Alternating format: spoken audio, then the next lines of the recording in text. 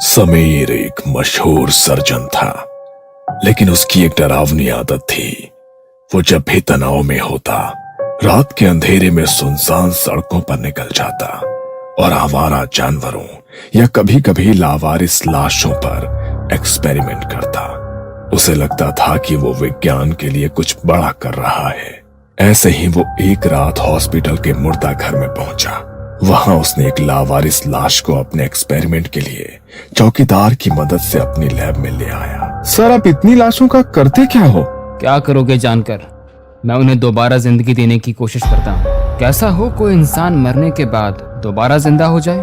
Sir, आप कैसा मजाक कर रहे हो? मरने के बाद कोई कैसे जिंदा हो सकता है? क्यों नहीं हो सकता जिंदा? देखो, मैं भी तो मरकर ही जिंदा हुआ हूँ। कहते हुए समीर चौकीदार की तरफ घूरते हुए देखने लगा।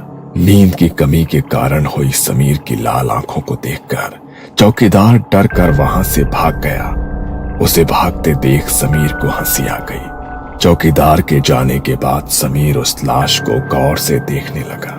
कोई कट नहीं है, कोई घाव नहीं है। लगता है हार्ट अटैक से मरा है। इसके जिंदा होने के चांस ज्यादा हैं। कहते हुए समीर ने लाश को एक ग्लास चैम्बर में डाला और कुछ रसायनों का मिक्स उस ग्लास चैम्बर में डाला, जिससे वहां पर इतना धुआं हो गया कि कुछ भी नजर नहीं आ रहा था। अचानक सफेद धुआं काले धुएं में बदलने लगा और लाश में कुछ हरकत होने लगी। धीरे धीरे धुआं खत्म हुआ तो लाश ने आंखें खोली। ये देख समीर की भी आंखों में चमक आ गई। उसने उस लाश को ग्लास चैम्बर से बाहर निकाला तो लाश कोई रिस्पॉन्स नहीं कर रही थी। मेरा एक्सपेरिमेंट सफल हो गया था, मगर अब ये लाश रिस्पॉन्ड क्यों नहीं कर रही है? मैंने खुद देखा था, ये लाश जिंदा हो गई थी। अपने इस साइको एक्सपेरिमेंट के असफल होने पर समीर बुरी तरह से बौखला गया था। उसे हर हाल में लाश को जिंदा करना था। तुम ऑलरेडी 2 बार मर चुकी हो, अब मेरे किसी काम की नहीं। तुम भी डिकम्पोज होने के लिए मेरी लैब से बाहर निकलो। कहते हुए समीर ने उस लाश को अपनी लैब से बाहर फेंक दिया। जैसे ही लाश लैब के बाहर हुई, उसकी आंखें खुल गईं। वो खड़े होकर लैब की खिड़की से समीर को देख रही थी। उसके चेहरे पर रहस्यमयी मुस्कान थी। कुछ समय ऐसे ही बीता। समीर का पागलपन अब हद से ज्यादा बढ़ चुका था। लाश जिंदा नहीं हो रही थी तो वो अब इंसान की कांच में दिखने वाली परछाई से क्लोन बनाने की कोशिश कर रहा था। बस एक बार ये एक्सपेरिमेंट सफल हो गया तो दुनिया में मेरा नाम हो जाएगा और परछाई आईने से बाहर निकल नई जिंदगी जिएगी। वो लगातार आईने में दिखने वाली खुद की परछाई के साथ एक्सपेरिमेंट करता रहता था। उसे यकीन था कि आईने के दूसरी तरफ भी एक दुनिया है। कुछ दिन और उसके एक्सपेरिमेंट आईने की परछाई का क्लोन बनाने के लिए चलता रहा और फिर एक दिन समीर आईने के सामने खड़ा होकर हंसा।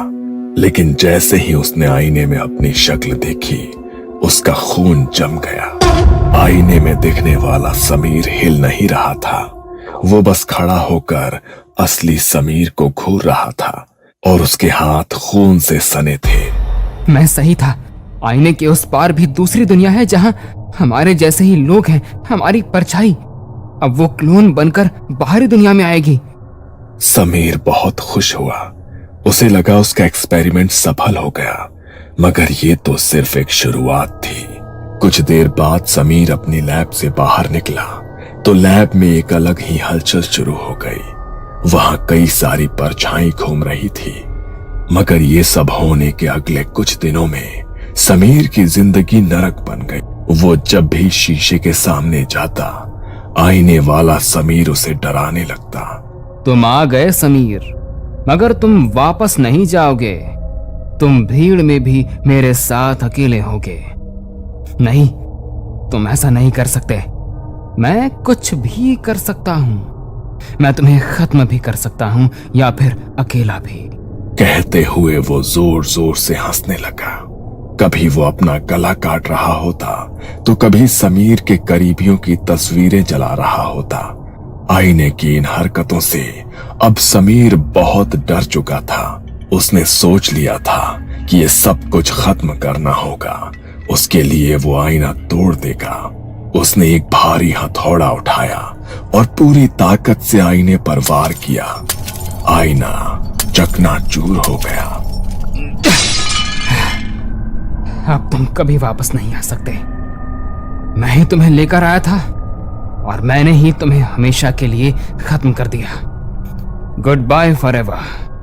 कहते हुए समीर ने राहत की सांस ली, लेकिन तभी उसने महसूस किया कि उसके खुद के शरीर से खून बह रहा है। उसने नीचे देखा। उसके पेट पर ठीक वैसा ही घाव था जैसा उसने आईने में अपनी परछाई को देते देखा था। तभी उसे बेसमेंट के कोने से वही फटी हुई आवाज सुनाई दी। उसने मुड़कर देखा तो वहां कोई आईना नहीं था। वो कांच की एक पारदर्शी दीवार बन चुका था। दूसरी तरफ खड़ा समीर मुस्कुरा रहा था और इस तरफ समीर फर्श पर पड़ा तड़प रहा था।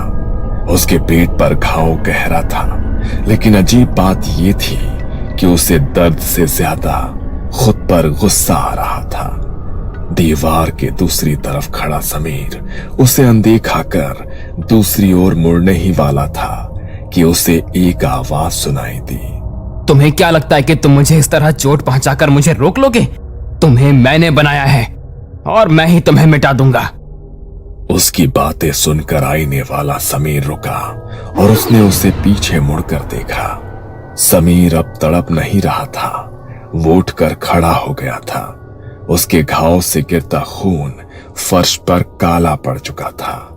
समीर की आंखों की पुतलियां पूरी तरह से सफेद हो चुकी थी। समीर ने कांच पर एक जोरदार मुक्का मारा। उस कांच के टुकड़े उड़कर समीर के चेहरे पर जाकर धंस गए। वो चिल्लाते हुए पीछे गिरा। गलियारे में लाल बत्तियां जल बुझ रही थी।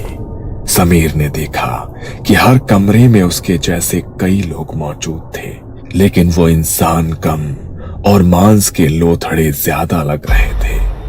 एक कमरे में एक औरत अपनी ही उंगलियों को मोमबत्ती की तरह जला रही थी। समीर को समझ आया ये वो सारी लाशें हैं जो कभी उसके एक्सपेरिमेंट का हिस्सा थी।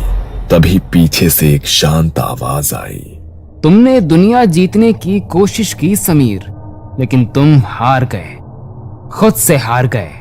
अब तुम मैं हूं और मैं तुम। आवाज सुनकर समीर ने मुड़कर देखा।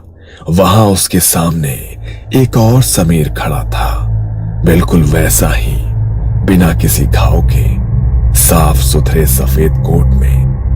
नहीं, ये सच नहीं हो सकता। मेरे मन का भ्रम है ये। तुम आजाद नहीं हो सकते। मैं तुम्हारी वो परछाई हूं जिसे तुमने आईने में देखा था। तुमने सोचा था कि तुम मुझे खत्म कर दोगे, लेकिन नहीं, बल्कि तुमने मुझे आजाद कर दिया। अब तुम इस लैब के अंधेरे में रहोगे और मैं तुम्हारी जगह दुनिया में सर्जन बनकर राज करूंगा। असली समीर कुछ बोल पाता उससे पहले ही वहां मौजूद परछाइयों ने उसे दबोच लिया।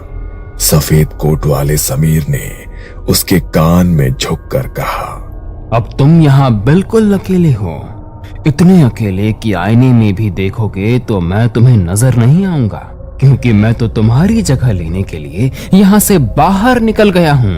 कहते हुए उसने वहां मौजूद दूसरी परछाई की ओर इशारा किया। उन लोगों ने समीर को वापस उसी मिरर में फेंक दिया। अब वहां कोई कांच नहीं था, बस चारों तरफ अंधेरा था और उस अंधेरे में समीर को अपनी ही हंसी सुनाई दे रही थी, जो अब उसकी अपनी नहीं रही थी। सफेद कोट वाले समीर ने लैब का भारी लोहे का दरवाजा बाहर से बंद कर दिया।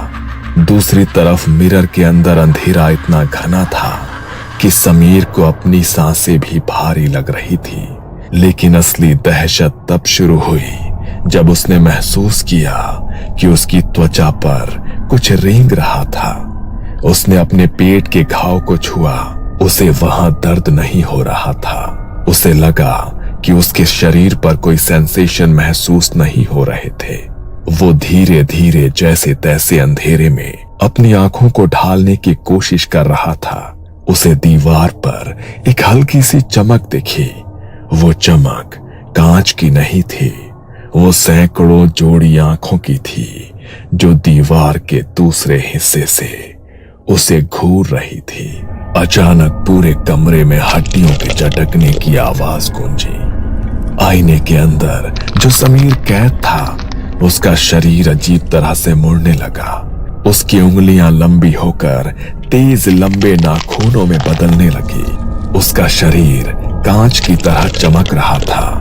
वो चिल्लाना चाहता था, लेकिन उसके गले से सिर्फ कांच के चटकने की आवाज निकली। उसके मुंह से बारीक कांच के टुकड़े गिरने लगे। वो कांच से बाहर निकलना चाह रहा था, मगर बाहर निकलना उसके लिए मुमकिन नहीं था। बाहर खड़ा नकली समीर मुस्कुराया और खुद से ही बोला, समीर, तुमने मिरर प्रोजेक्ट में एक गलती की थी। तुमने सोचा था कि परछाई इंसान बनना चाहती है। नहीं, परछाई तो बस इस दुनिया में आना चाहती थी। अब तुम्हारी कोशिकाएं खुद को आईने में बदल रही हैं। तुम मरोगे नहीं, तुम बस एक जीता जागता आईना बन जाओगे, और मैं लाऊंगा उस दुनिया से इस दुनिया में सारी परछाइयां। यहां सिर्फ परछाइयों का ही साम्राज्य होगा। कहते हुए वो हंसने लगा। आईने के अंदर समीर का चेहरा धीरे धीरे सपाट होने लगा। उसकी नाक, कान और होठ गायब हो गए। उसकी पूरी खाल एक चमकदार चांदी जैसी सख्त परत में बदल गई। वो अब एक इंसान नहीं, बल्कि एक बड़ा सा कांच बन चुका था, जो दीवार पर चमक रहा था, पर तड़प रहा था। नकली समीर मुस्कुराते हुए समीर के पास आया। उसने तड़पते हुए कांच के समीर का हाथ पकड़ा और उसे दीवार की तरफ खड़ा कर दिया। ऐसा लग रहा था मानो वो कोई आदमकद कांच हो। नकली समीर बहुत देर तक उसे देखते हुए हंसते रहा और फिर उसके पास जाकर बोला, अब देखो मैं क्या करता हूं। कहते हुए जैसे ही नकली समीर ने उस जीते जागते आईने में अपनी शक्ल देखी, आईने के अंदर से असली समीर बाहर निकलने के लिए चीख रहा था। नकली समीर ने एक सर्जिकल ब्लेड निकाला और अपनी कलाई पर एक गहरा कट लगाया। हैरत की बात यह थी कि खून नकली समीर की कलाई से नहीं, बल्कि उस आईने रूपी समीर की कलाई से निकल रहा था। अब तुमने यहां से निकलने की कोशिश की तो तुम अपने आप को ही चोट पहुंचाओगे और तुम्हें तकलीफ होगी। अब ना तो तुम जी सकते हो और ना ही मर सकते हो। असली समीर अब मर भी नहीं सकता था। वो अनंत काल के लिए एक ऐसा आईना बन चुका था जो हर उस जख्म को महसूस करेगा जो उसकी परछाई बाहर की दुनिया में करेगी। नकली समीर लैब से बाहर निकलता है और अपनी अगली सर्जरी के लिए मुस्कुराता है। पीछे सेल में वो आईना दीवार से चिपका हुआ खून के आंसू रो रहा है, लेकिन उसकी कोई आवाज बाहर नहीं जा सकती, क्योंकि आईना आपको सच दिखा सकता है, सच बता नहीं सकता।